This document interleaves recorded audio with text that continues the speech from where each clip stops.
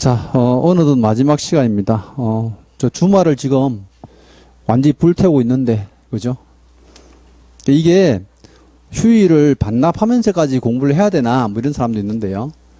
나중에 여러분들이 자격증을 딴 사람하고, 못 딴 사람하고요, 결과치를 나중에 한번 보시면 알아요. 결과치를. 이제 원장님도 항상 하시는 말씀이 뭐냐면, 저도 이제 뭐, 단연간 수업을 하면서 이제 많이 봤지만, 성실한 사람이 합격해요. 그 성실하다는 게 열심히 공부해야 됩니까? 안 그래요.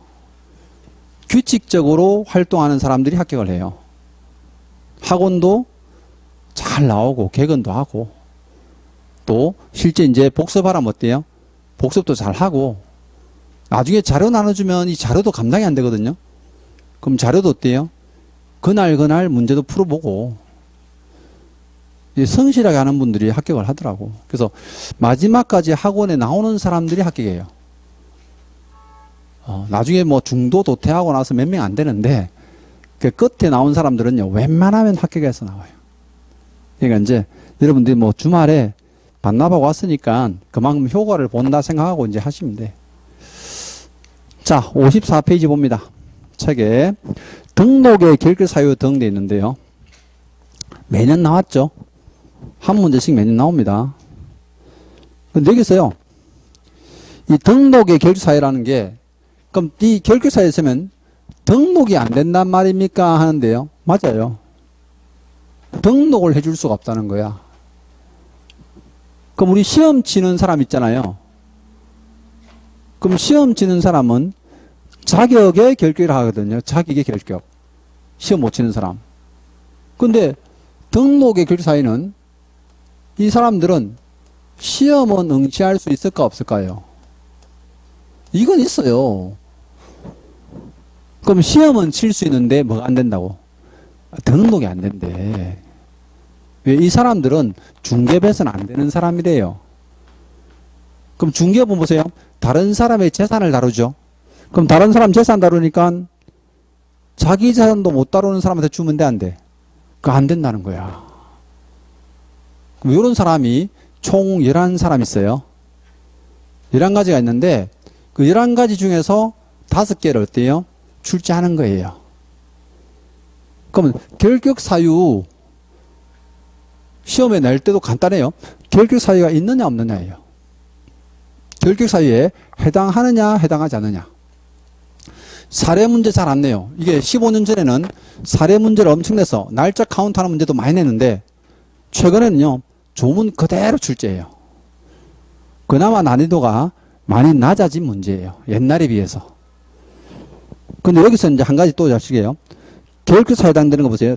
짝을 1번에 서설이란 제목에 1번 보세요. 등록의 결격사유 등의 의미 되어 있는데요.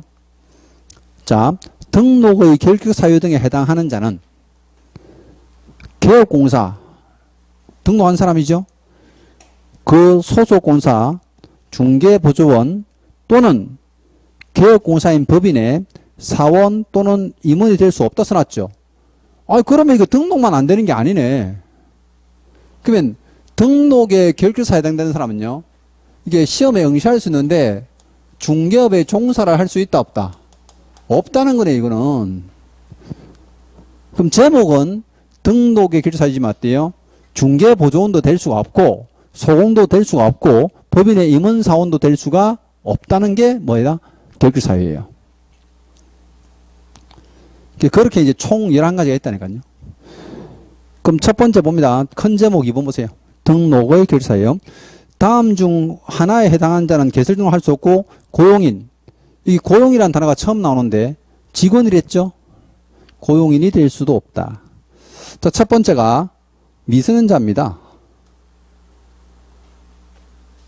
여러분들이 민법 시간에 미성년자 하면 어때요? 만 19세에 도달하지 아니한 자 이렇게 배우죠. 미성년자는 시험은 칠 수 있는데 중개업 등록은 안 돼요. 왜? 자기 재산도 못 다루잖아. 이 사람 민법에서는 제한 능력자잖아요. 근데 제한 능력자가 미성년자 말고 또 있죠. 누구? 그래, 피한정 후견인, 피성년 후견인. 그럼 보세요. 용어상 설명은 한정적으로 후견인 필요한 사람, 성년이지만 후견인 필요한 사람, 미성년자니까 무조건 후견인 법정 대리인 있어야 돼. 근데 이 사람은 성년이라 하더라도 후견인 필요하대요. 왜? 제정신이 아니라서. 한정적으로 후견인 필요하다? 정신이 왔다 갔다 하니까. 맞죠?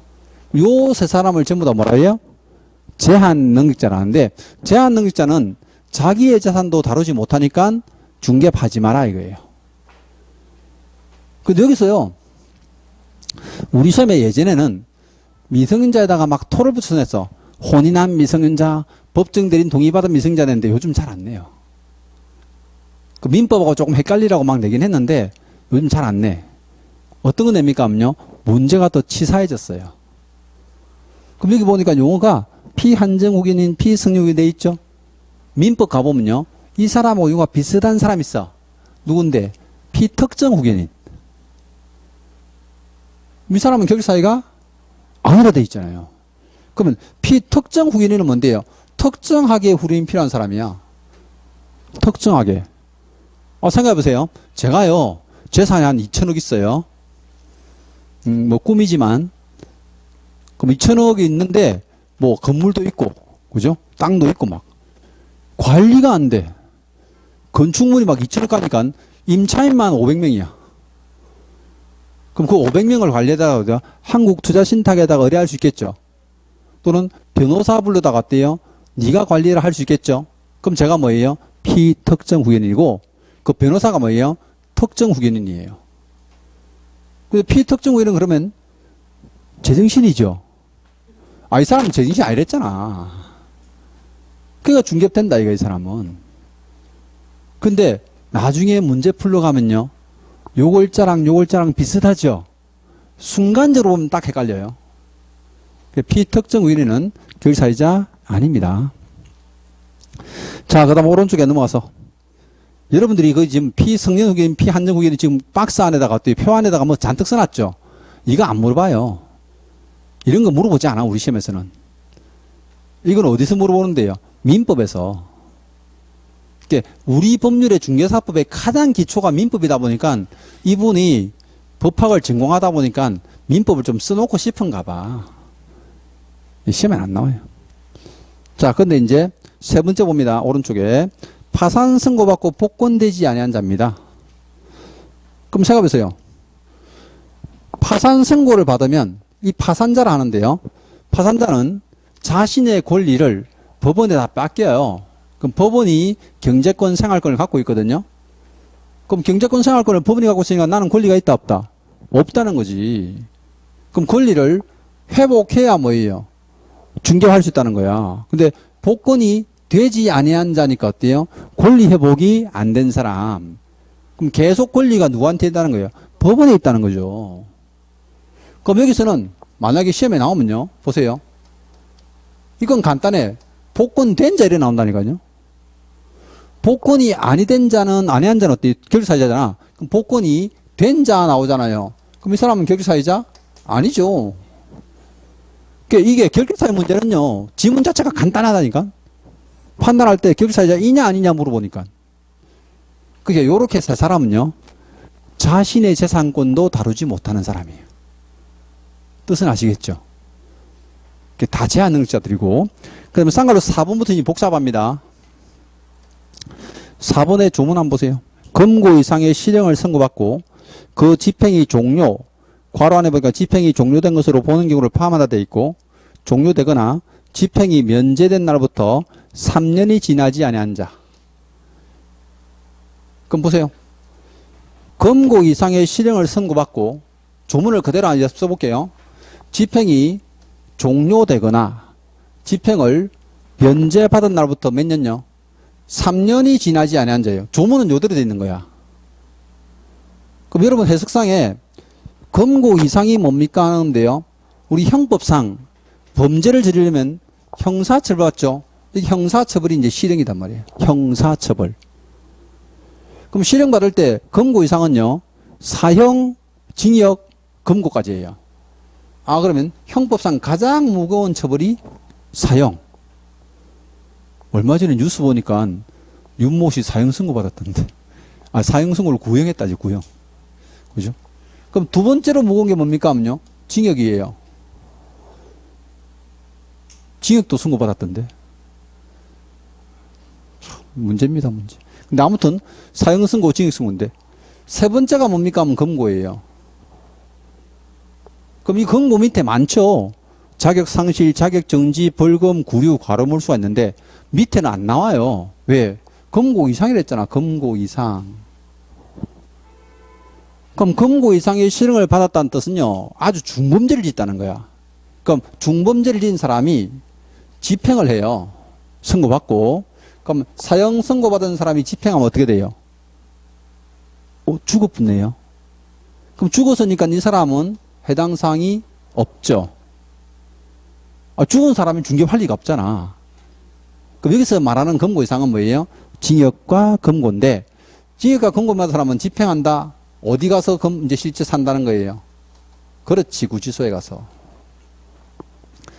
자, 구치소 가서 사는데 집행이 종료됐대요. 무슨 뜻일까? 끝났다. 그럼 끝나면 구치소에 계속 있어 나와요. 나오는 거지. 근데 나오는 방법이 두 가지예요. 집행 종료가 있고 집행 면제가 있는데 집행 종료가 다시 두 가지예요. 그럼 집행 종료 두 가지는 어떻게 됩니까? 내가 형기를 다 채웠어. 어때요? 만기 석방할 수 있잖아. 그럼 나왔죠? 근데 만기 석방하고도 몇 년 지나야 돼? 3년 지나야 돼. 아니, 너는 구치소에서 만약에 내가 징역 5년 선고받으면 어때요? 5년 다 살고 만기 석방했는데도 중개가 안 된대. 3년 지나야 된대. 왜? 사회에 적응하라고. 무슨 말 알죠? 근데 우리나라는요, 가석방 제도가 있어요. 근데 가석방은 가짜로 석방해 준 거잖아. 대한민국의 가석방이 제일 많은 게 뭡니까 하면요, 이게 실제 병가예요. 병가. 자, 구치소에 갔는데 몸이 아파. 감방 생활이 안 돼. 놔두면 애가 죽을 것 같아. 코로나 걸렸어. 어때요? 내가 보내야 되죠? 그 병가 가석방이에요. 근데 가석방 된 사람들은 자기 자녀 형기가 남아있죠? 그럼 남아있으니까 어때요? 자녀 형기를 다 채워야지 집행이 종료되는 거예요. 그럼 쉽게 얘기하면요, 내가 징역 3년을 선고받았는데 2년을 보고하고 1년이 남아있는데 가석방 됐어요. 그럼 가석방 되고 3년 지나면 돼? 4년 지나야 돼? 4년. 그래서 이건요, 자녀 형기를 꼭 빼고 내요. 가석방이 된 날부터 3년 지나면 된다. 이래 낸다고. 무슨 말 알죠? 자녀기를 다 채우고 3년이에요. 자, 그 다음 그 밑에 보면 동그라미 3번에 집행 면제된 날 돼 있는데, 집행 면제 사유는 몰라도 돼요. 우리 책에는 이분이 이제 실제 형 선고에 대한 집행이 면제되는 사유를 다 써놨는데, 대한민국은요, 특별 사면 받거나 법률이 변경되거나 이런 사유로 집행이 면제되는데요. 이것도 반드시 집행이 면제된 날이라고 꼭 줘야 돼요. 그럼 특별 사면 등으로 집행이 면제된 경우는 주니까 앞에 사유는 아예 안 봐도 돼. 그럼 어떤 글자를 봐야 돼? 집행 면제란 글자를 봐야 돼요. 그럼 집행 면제가 되면 몇 년이 남으면 돼? 3년. 자, 요거요, 가석방하고 조심해야 돼요. 그럼 이래 보세요. 징역 3년을 선고받은 사람이 2년을 복역하고요, 가석방이 됐어요. 몇 년 지나야 중개돼요? 4년이죠. 근데 이번에는요, 징역 3년을 받은 사람이 2년 만에요, 특별사면으로 집행 면제받았어요. 그럼 몇 년 지나면 돼요? 3년만 지나면 돼. 집행 면제는 아예 자녀기도 전부 다 소멸시켜버려요. 이해했어요? 여기서는 얘 둘이 조심해야 돼. 가석방은 가짜잖아, 가짜. 면제는 진짜 면제라니까, 이거는. 그죠? 그래서 3년은 3년인데 어디서부터 3년을 카운트하느냐 문제예요. 아니 3년을 무슨 5년, 2년 이래 안 바꾼다니까. 이거는 조문상의 표현은. 자, 요게 이제 네 번째고, 그 다음에 이제 다섯 번째 갑니다. 다섯 번째 56페이지. 이번에도 마찬가지입니다. 자, 검고 이상 돼 있죠? 검고 이상은 징역이나 검고예요. 전부 구치소 사는 거예요. 근데 두 사람이, 그럼 징역하고 검거가 똑같은 거예요? 아니에요. 징역은 정력을 징수한다 돼 있죠. 그럼 집행유예는, 징역받은 사람들은요, 교도소 안에서 일을 해야 돼요. 정력을 징수하니까 강제 노동을 시켜요. 근데 금고는 우리 돈을 금고에 넣는다죠. 가만히 가두어둔다 뜻이에요, 한자로. 강제 노동 해야 안 해요? 안 한다니까요. 그럼 가만히 가두어 놓고 감방에서 계속 있는 사람은 뭘 받은 사람이고, 금고. 그럼 아침에 교도소에 일어나가지고 밥 먹고 나서 일 들어가는 사람 누구예요? 징역이래요. 어떤 사람들은 뭐 국회의원 같은 정치사범이나 돈 많은 그룹사의 사장님, 회장님 이런 사람들은 금고 받겠네요. 우리나라 금고가 거의 없어요. 전부 징역 때리잖아요. 너 가서 강제노동 해라 이거야. 무조건 시킵니다. 왜요? 가만히 가둬놓으면 그게 죄를 어때요? 자기가 반성을 하겠냐고. 그냥 호텔처럼 쓰고 이러면 골치 아프잖아요. 강제노동 시켜버려요. 물론 그 노동도 이제 사람이 이제 나이하고 이제 이런 걸 다 반영해서 하긴 하는데. 근데 교도소에서 운영하는 그런 강제노동 할 때가 많습니까? 엄청 많아요. 구치소에서요, 생산되는 물품들이 어마어마하게 많아요. 우리나라는. 7번 방의 선물 영화 안 봤어? 봤어요? 좀 울었겠네요. 엄청 울었어요, 나는. 아버지와 딸이 나오니까. 그때 감방생활 하잖아요. 그럼 같은 감방생활 하는 실제 그 안에, 방 안에 있는 사람들 일하러 가, 안 가요? 다 가잖아. 지역받고 가잖아. 그 직업이 2개 나오잖아. 하나는 축구공 만들잖아요. 공 만드는 공장. 또 하나는 세탁소. 예, 거기서 막 탈출시키고 난리 나잖아. 그 사람들은 전부 다 징역받은 사람이야. 우리나라는요, 웬만하면 금고가 없어요. 가만히 가둬놓지 않아. 일을 시켜. 근데 일을 시키면 돈 줄까, 안 줄까? 당연히 줍니다. 주 40시간 지킬까, 안 지킬까? 법을 집행하는 곳인데 법을 반드시 지킵니다. 주 40시간 정확히 근무하고요.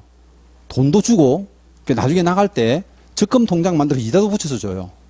딱 해가지고. 최저임금에다가, 밥값하고 이런 거 다 빼고요. 뺄 거 빼고, 이제 세금도 떼고, 딱 통장 주죠. 3년 징역 살아났더니 800만원 생겼다 이런 사람이 있어요. 괜찮죠? 먹여줘, 재워줘, 돈도 줘, 뭐 일도 시켜줘. 얼마나 좋아. 그러니까 노숙자들이 요즘 범죄행위 해가지고 징역 가려고 난린 거예요. 힘든 사회야, 힘든 사회. 근데 판사가 그 사람을 죄를 지으면 징역 때린다, 안 때린다? 안 때려. 벌금 때려버리잖아. 가뜩이나 없어 죽겠는데 어때요? 벌금까지 두드려 맞아. 그럼 판사한테 뭐예요? 징역 보내달라고 그렇게 사정을 한대. 근데 징역형은 맞는데 교도소 안 가는 게 있어요. 그게 뭡니까 하면요, 그 유명한 집행유예예요.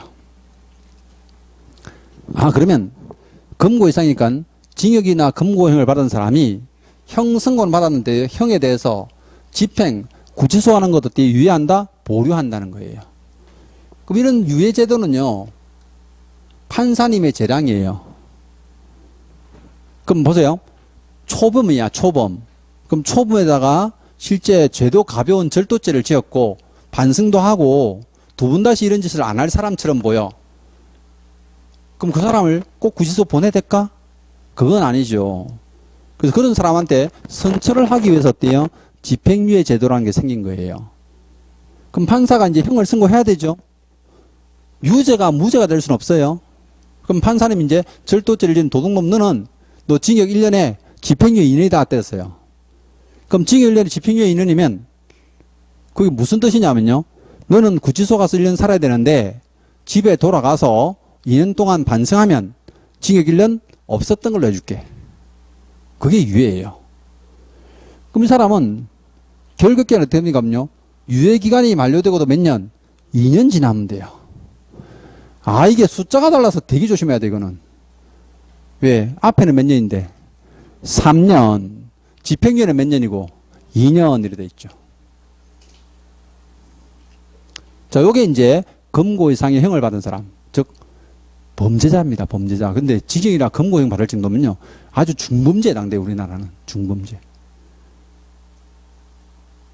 근데 뭐, 저도 동생들이나 뭐 매제나 이런 애들 다 중범죄라는 처벌 받은 케이스예요. 사람이 살다 보면 불가피하게 그런 사유도 생기죠. 제가 앞에 뭐 도로교통법 얘기했지만 도로교통법 그 위반하면 어때요? 형사처벌 조항이 있댔죠. 그 운이 없으면 걸려가지고 형사처벌 받는 거야. 근데 규치소가 한다 안 간다 안 가요. 대부분 뭐 때려줘요? 집행유예 때려줘. 근데 집행유예도 어때요? 징역형의 집행유예니까 이건 엄청난 실죄였대. 중범죄자야. 평생 죽을 때까지 어때요? 호적에 따라다녀 이거.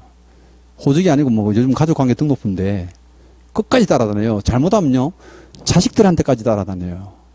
내가 그런 케이스를 엄청 많이 봤어. 살면서 이런 죄는 절대 지으면 안 돼. 근데 징이나 금고보다 가벼운 처벌이 있는데요. 그게 지금 57페이지 11번 한번 보세요. 자, 이 법 위반하여 300만 원 이상의 벌금을 선고받고 3년이 지나지 않은 데 돼 있죠. 제가 일부러 형법상 위반행위한 사람 모았어요. 그럼 잘 보세요. 제가 모은 게 요 세 사람은 지 재산도 못 다룬 사람이죠. 요 세 사람은 어때요? 형벌 받은 사람이에요. 수형자. 형사처벌 받은 사람들이에요. 근데 징역이나 금고보다 가벼운 건 뭡니까? 벌금이거든요. 그럼 벌금은 훨씬 가벼운 처벌인데도 3년 동안 중개 못하네요. 근데 여기는 조건이 두 가지가 있잖아. 무슨 법 위반? 중개사법 위반하셔야 되고 얼마 이상? 300만 원 이상 나와야 돼. 요 조건 두 개가 어때요? 우리 시험에서 답으로 계속 나와요. 자, 출제위원이 낸 것 중에 이제 도로교통법을 제일 많이 냈는데 보세요. 도로교통법에서 벌금 1,000만 원 나왔어. 중개업 때 안 돼요. 되죠. 벌금 숫자랑 상관없이 이 법이 안 하면 어때요? 된다니까. 근데 중개사법에서 200만 원 벌금 나왔어. 중개업 된다 안 된다? 되죠. 300만 원 이상이라며. 그게 35회 때 답이야. 200만 원 써가지고. 쉽다 어렵다. 너무 쉬운 문제잖아. 300만 원을 200만 원으로 냈는데 그거 틀릴 사람이 어딨어. 근데 요거 내면 좀 어려워요. 요거 내면 좀 어렵고 요거 내면 쉽거리예요. 그래서 이제 벌금형은 징역이나 금고보다 가벼운 처벌이니까 조건이 중개사법이라 해야 되고 금액이 얼마? 300만 원 이상이 된다. 자, 이제 그 다음 나머지들은요 행정처분 받은 사람이에요. 그래서 이제 56페이지 가보세요. 56페이지에 6번부터 이거 행정처분은 간단해요. 보세요. 우리 자격증 갖고 있는 사람이 자격 취소됐죠. 몇 년 지나야 된다? 3년. 그러면 우리 시험 제도에서 시험 칠 수 없는 사람이 있었죠. 그 사람 누군데? 취소된 사람. 그럼 이 사람은 시험에 응시도 몇 년? 3년간 할 수가 없어요. 그럼 자격 취소된 사람은요, 유일하게 중개사무소 근무도 3년 안 되고요. 자격 취득도 3년 동안 안 돼요. 완전히 다른 업종에 몇 년? 3년 있다 와야 돼요. 뜻은 아시겠죠? 그럼 유일하게 두 가지가 모두 안 되는 사람은 누구밖에 없다? 이 사람밖에 없어요. 자격 취소된 사람. 여러분들이요, 자격증 따가지고 등록하면 중개업, 등록하면 중개업 되잖아요. 그래서 여러분들이 받는 행정처분 중에서 제일 무거운 처벌이 뭡니까? 자격 취소예요. 제일 무거운 게. 보세요. 내가 등록을 하고 중개받다가 등록 취소됐잖아. 그럼 자격증은? 그게 살아있어요. 근데 자격 취소됐잖아. 그럼 등록은? 자동 소멸이에요. 이게. 무조건 등록 취소야. 그래서 여러분이 나중에 받는 처벌 중에요. 제일 무거운 게 자격 취소예요. 어떤 경우도 자격 취소해서는 안 돼. 왜? 3년 동안 못 단다니까. 3년 동안 중개업 종사도 안 돼요, 이거는. 뜻은 아시겠죠? 근데 여기는 간단하잖아. 자격 취소는 3년. 근데 그 밑에 싼 걸로 8번 한번 보세요. 8번. 이 법 규정에 따라 중개사무소에 개설 등록이 취소된 후에 3년, 괄호 띄어 넣어보세요. 3년이 지나야 한다. 그러면 여기에 자격 취소도 3년인데 등록 취소도 뭐예요? 3년이네. 등록 취소되고 3년 이렇게. 둘 다 3년이네. 그럼 취소 처분은 뭐예요? 3년 지나야 돼.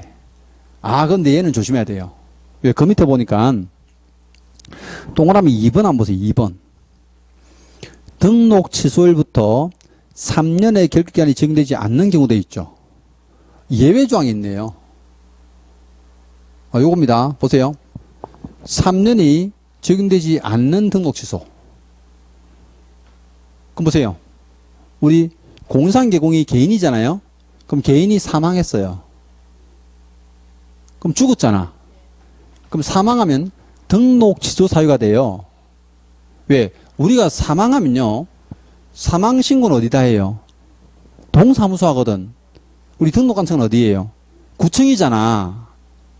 무슨 말 알죠? 그러면 사망 신고는 동사무소하고 동주민센터하고요. 우리 등록관청은 시군구 구청장이다 보니까 이게 구청장은 사망 신고를 받지 못해요. 그럼 등록을 없애기 위해서요. 등록 취소라는 처분을 내려야 없앨 수 있어요. 그러면 사망하더라도 등록 취소 하거든요. 근데 죽은 사람이 3년 뒤에 돌아와요? 무서운 얘기 하지 마.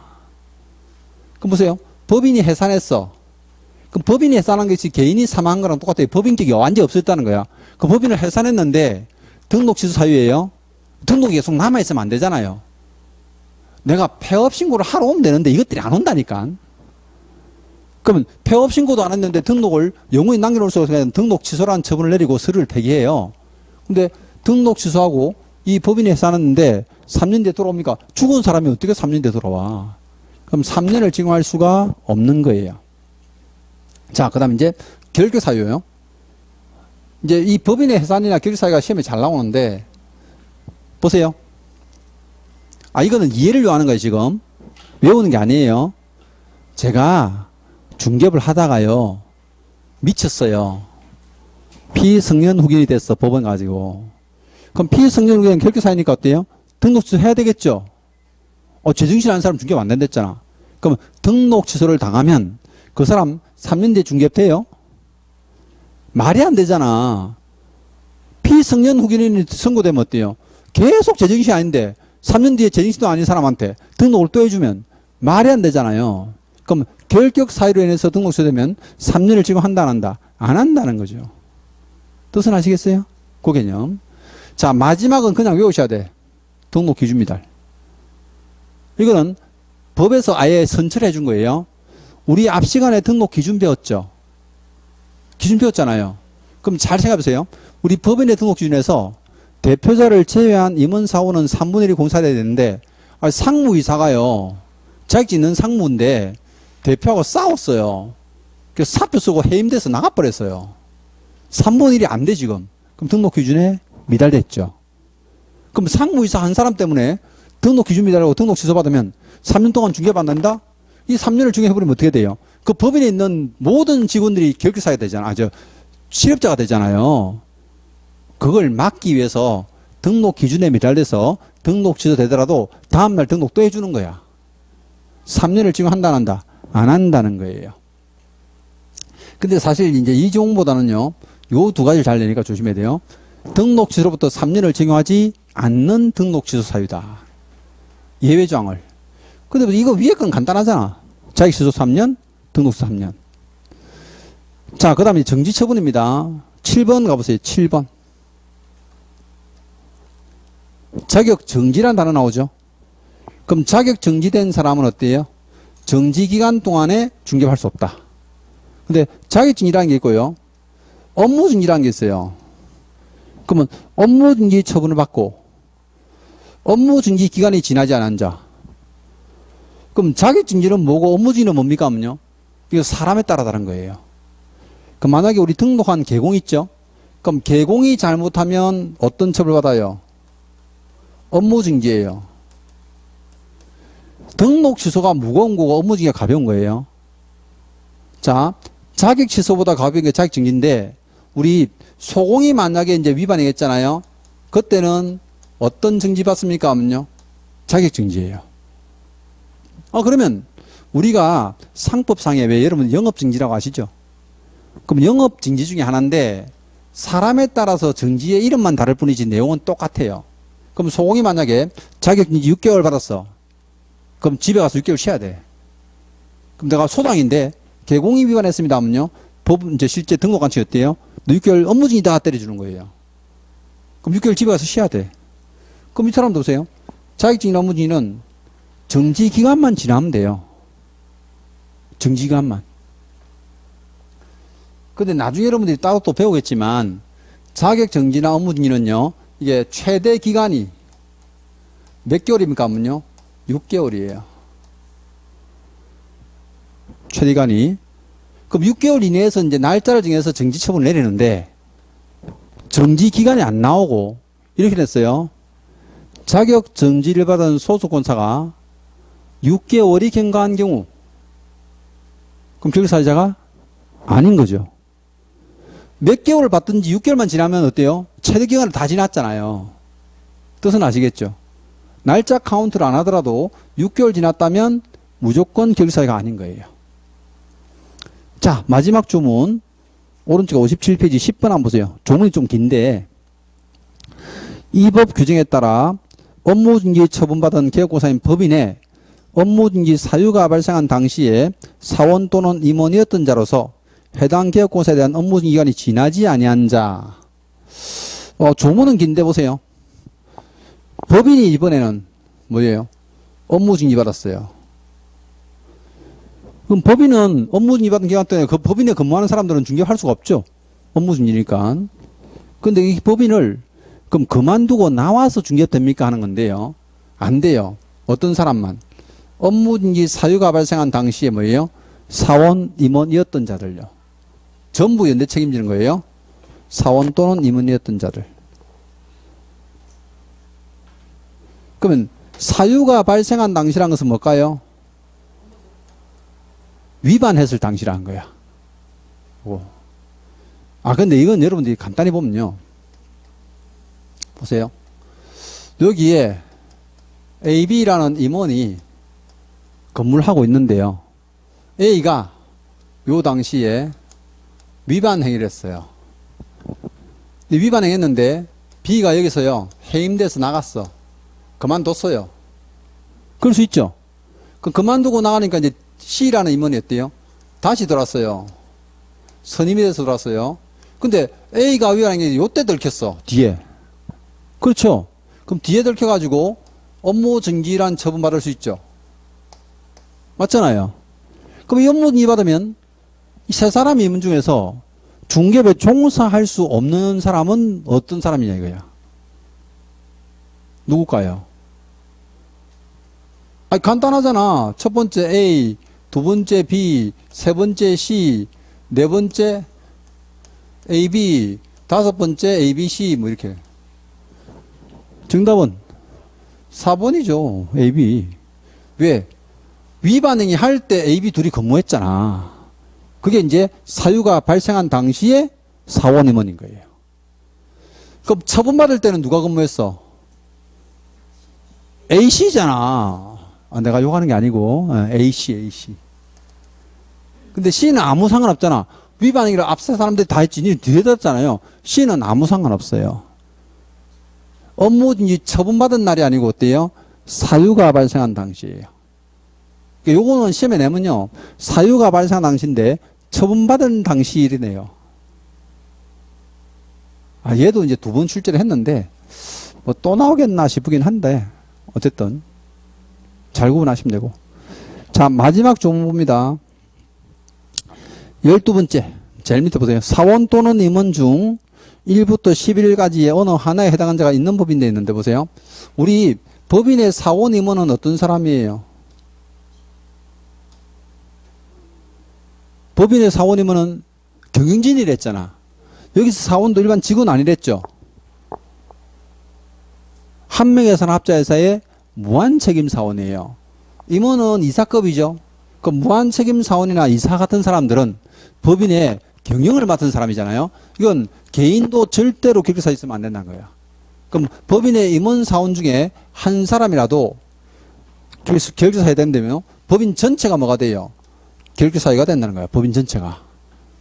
그럼 사원 임원 중에 결격사 생기면 어떻게 됩니까? 하면요. 잘라야 돼. 언제까지요? 2개월 이내에요. 그 밑에 보세요. 자, 57페이지 제일 밑에서 세 번째 줄. 다만 보이세요? 다만 법인이 결격사유에 해당하는 사원 또는 임원을 2개월 이내 사유를 해소한 경우에 법인 자체는 결격사유에서 해소되며 돼 있죠. 네, 여기까지만 보면 돼. 그러면 법인의 임원 사원이 만약에 중간에 근무하다가 결격사유 생겼잖아. 그럼 몇 개월 만에 잘라야 돼? 2개월 안에 빨리 잘라야 돼. 그러면 법인은 어때요? 결격사유에서 벗어납니다. 즉 등록 취소 안 당해요. 자, 여기서 이제 결격사유자 11명 다 보셨어요. 여러분들이 이제 이걸 머릿속에서 이제 암기를 할 때요. 충분히 여러분들이 잘 구분해서 암기하시면 돼. 암기가 11가지를 다 외우기에는 힘들죠. 그러니까 제가 이제 구분해드리는 이유가 그것 때문에 보세요. 아, 자기 재산도 못 다룬 놈이 있다더라. 3가지가 있는데 미성년자, 피성년 후견인, 피한년 후견인, 또 파산선고 받은 사람. 맞죠? 여러분 인민법 시간에 제한능력자를 배우니까 이건 좀 쉬워요. 그럼 두 번째가 이제 검고 이상의 수형자 있죠. 형선고 받은 놈이 있다더라. 집행 종료되고 3년 지나야 되고 집행 면제받고 3년 지나야 되고 근데 집행유예는 몇 년? 2년 그래 집행유예 있는구나. 근데 벌금형은 좀 가벼운 처벌이죠. 근데 벌금형은 조건이 2가지 있잖아요. 반드시 중개사법이어야 되고 얼마 이상? 300만 원 이상 돼야 되고 그 외에 나머지가 이제 행정처분 해보세요. 취소처분은 3년이야 다. 정지처분은 정지기간만 지나면 돼. 이게 뭐 어려워. 이게 행정처분은 워낙 간단한 조문이다 보니까 이거 예외조항을 잘 낸다고. 등록 취소 사유는 맞는데 3년을 징후하지 않는 게 있다더라. 예외조항요. 근데 얘도 예외조항에서 많이 출제를 했었는데 요즘 잘 안 내요. 행정처분은 뭐 이 정도 보시면 돼.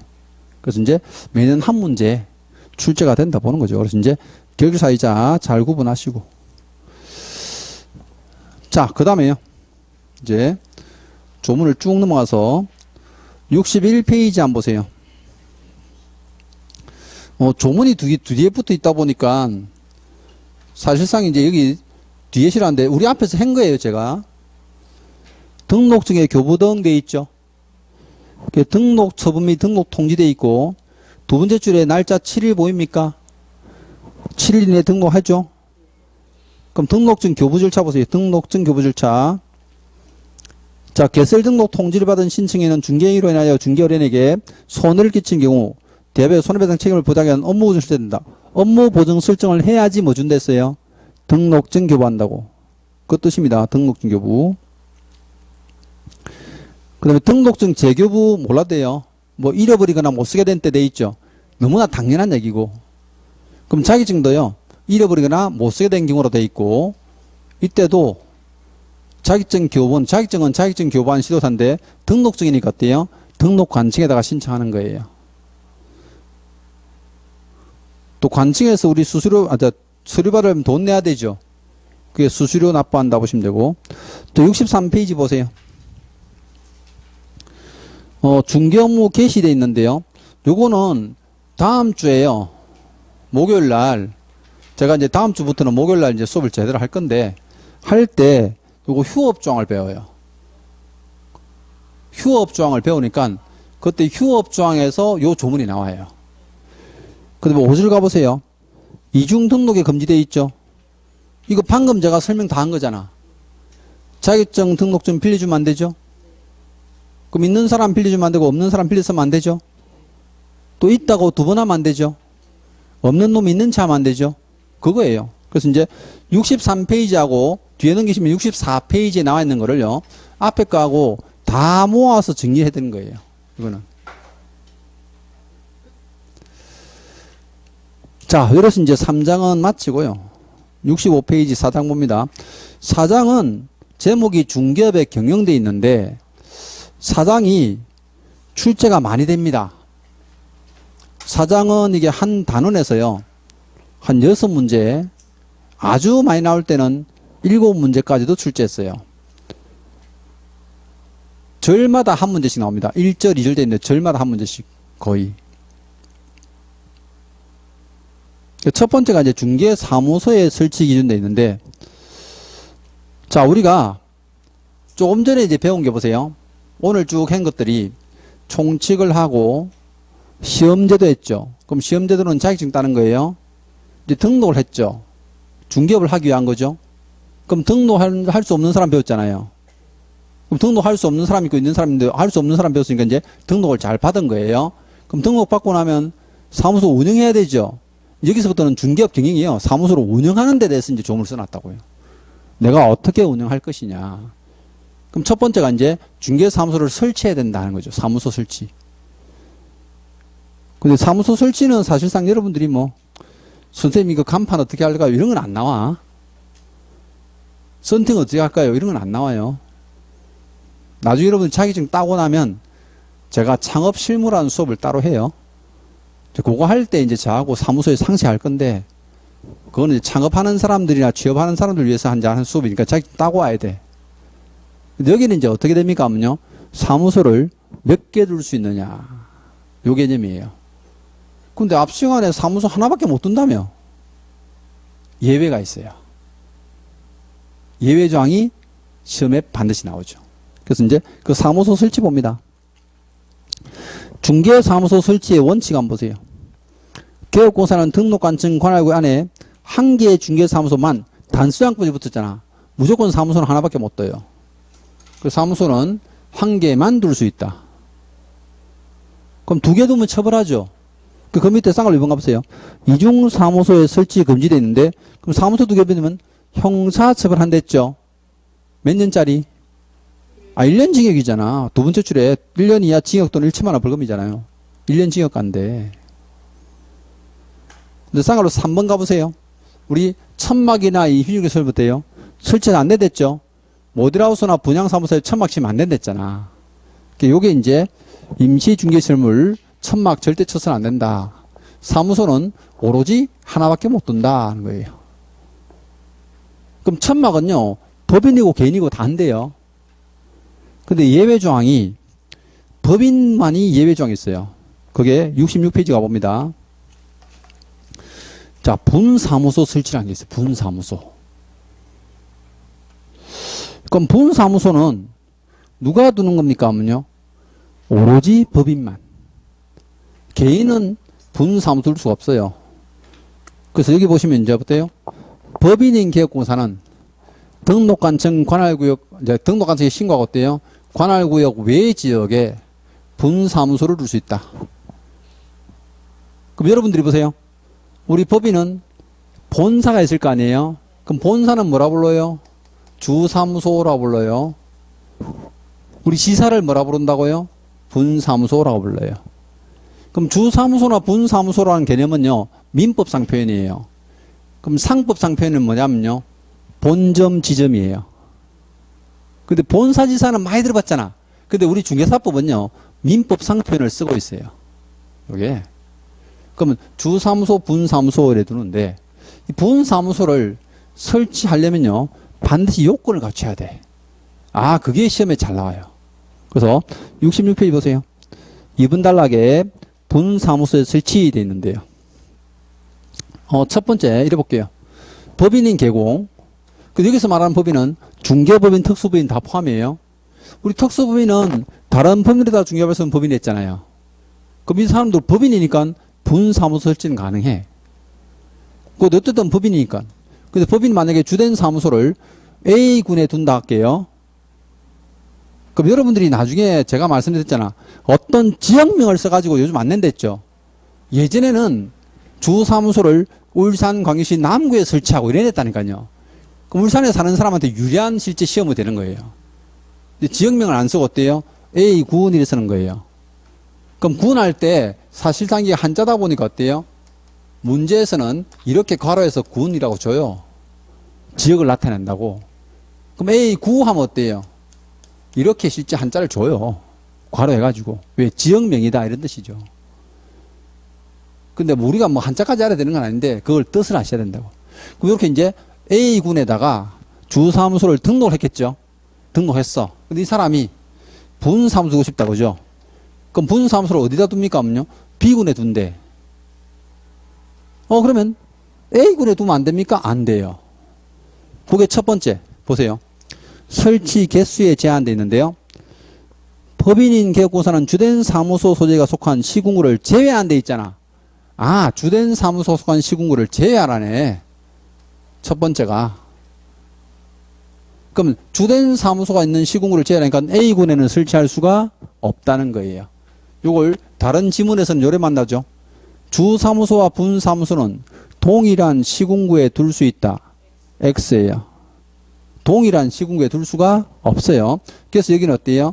제외되어 있던 거, 제외. 그 다음에 계속 보세요.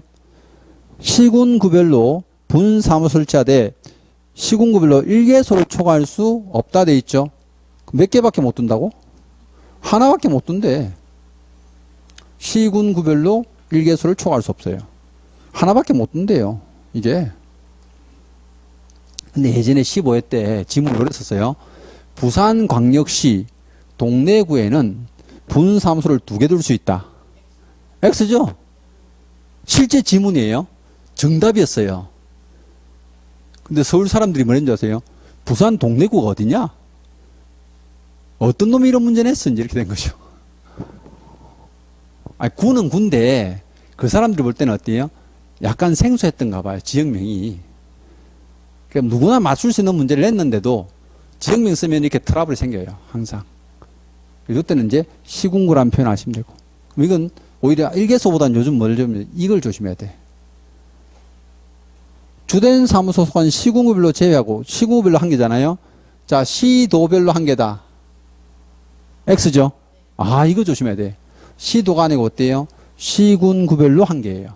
시군구별로 한 개. 자, 그 다음에요.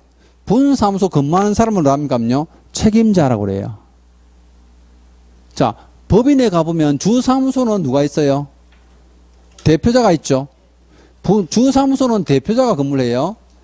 근데 분사무소는요? 책임자가 하세요. 그럼 주사무소에서 근무하는 사람들은 그냥 대표자라고만 표현하고요. 분사무소에 근무하는 사람들은 책임자라고 표현하는데 요 두 사람들은요.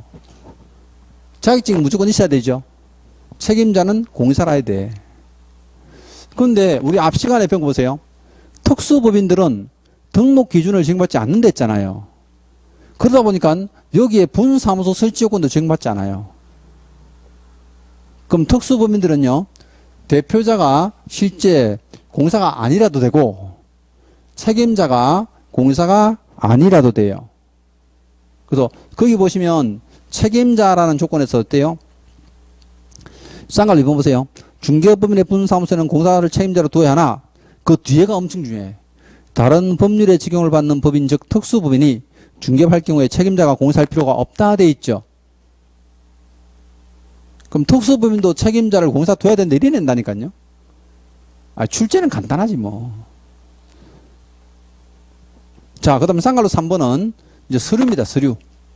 그럼 요건이 이렇게 갖췄어. 갖춰지니까 이제 신청하러 가야 되죠. 분사무소는 등록이 아닌 것보다 신고예요. 신고. 자, 설치 신고해야 되죠.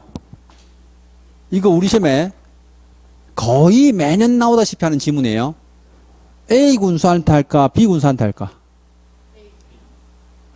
선생님 위에 써놓은 꼬라지가 보니까 A 군수 같은데 맞아요. 설치 신고는 어디다 해요? A 군수한테 해요. A 군수.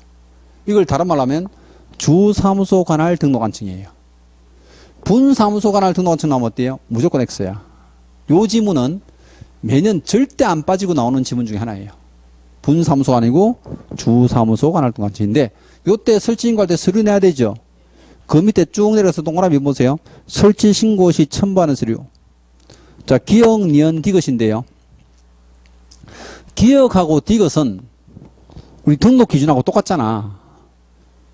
보세요. 실무교육 수료증 등록할 때 냈죠. 디귿 보니까 사무소 학벌 증명서류 있죠. 냈죠. 근데 여기는 뭐가 있어요? 아, 보증 설정 증명서류가 있네. 그럼 분사무소는 보증 설정을 미리 하네요? 맞아요. 자, 등록 신청할 때는 보증 설정이 안 됐죠.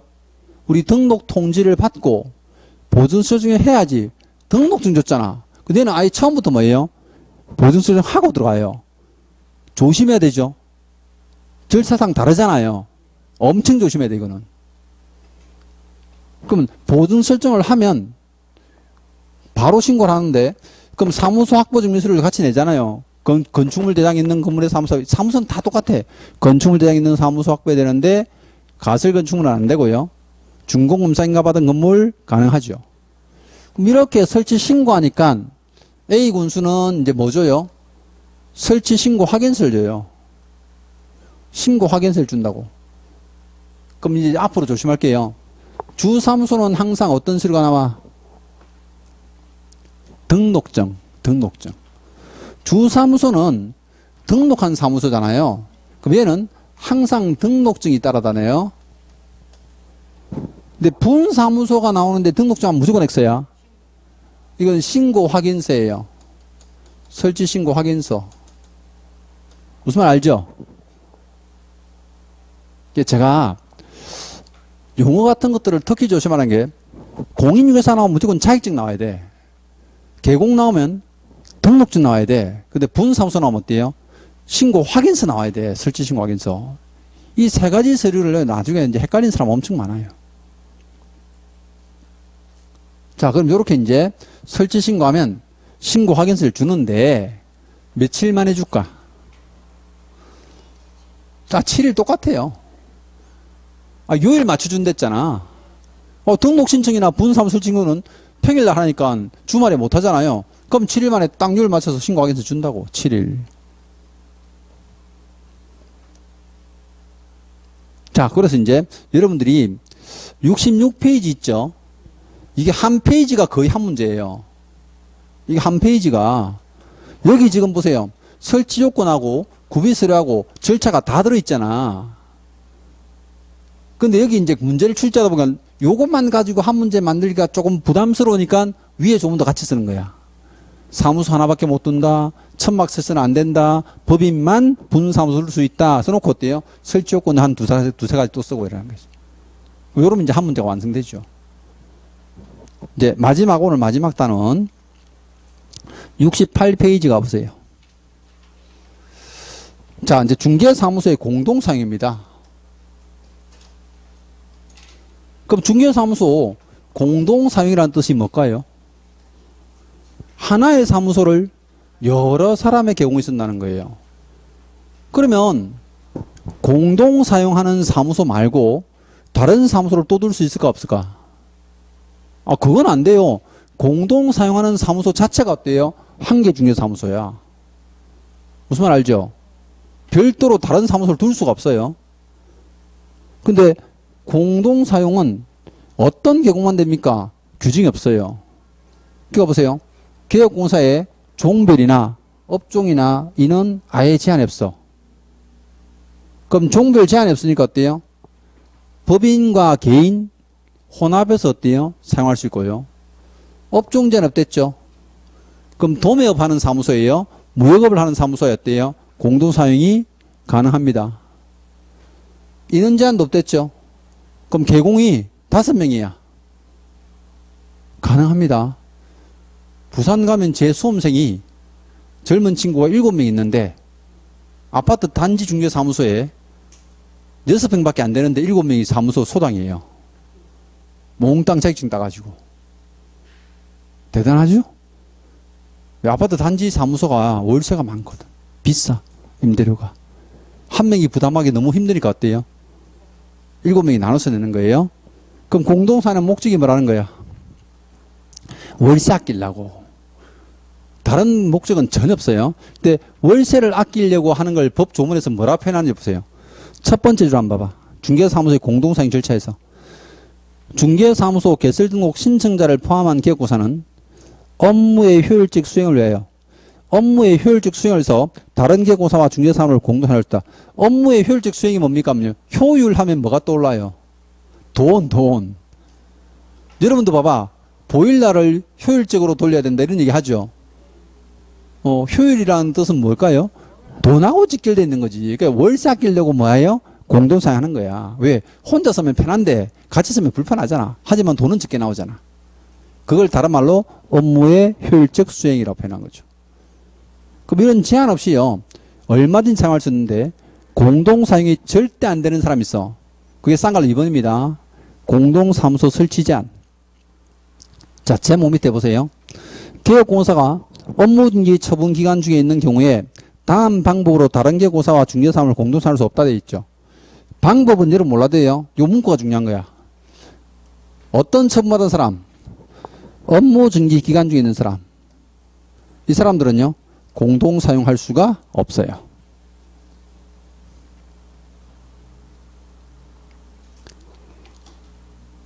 근데 공동사용을 하고 싶으면 유일하게 제한이 하나 있어요. 조건이 있어요.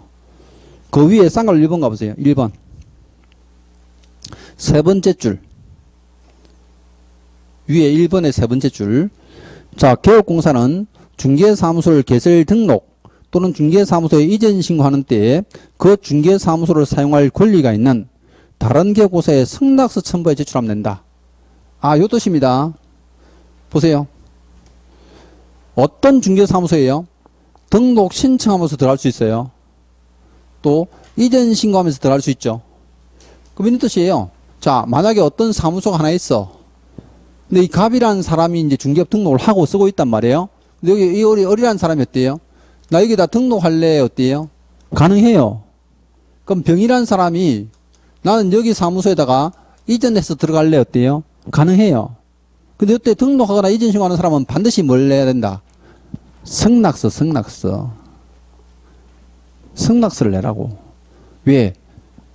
승낙서를 안 내면 불법으로 들어가가지고 유령회사 만들잖아요. 지금 무슨 뜻인지 알죠? 몰래 옮겨놓고 어때요? 그냥 사무소도 없이 돌아다니는 유령사무소를 갖고 있는 사람이 있다니까. 그래서 이 갑한테 반드시 어때요? 승낙서를 내라. 이게 유일한 조건이에요. 그럼 이 사무소를 사용할 권리가 있는 다른 개공한테 승낙서를 받아오면 공동 사용할 수 있게 해주겠다. 뜻은 아시겠죠? 그래서 사무소 설치는 이제 이렇게 한 문제가 나오는데 이 공동 사용은요, 시험에 지문이 나올 때도 있고 안 나올 때도 있어요. 근데 나오면 이게 제일 잘 나와요. 업무 중지 받은 사람. 공동 사용 안 되죠? 그 사람. 그 외에는 전부 다 분사무소 설치 요건하고 이 위에 부분이 거의 한 문제다 생각하시면 돼. 자, 사무소 설치는 요래 됩니다. 사무소 설치.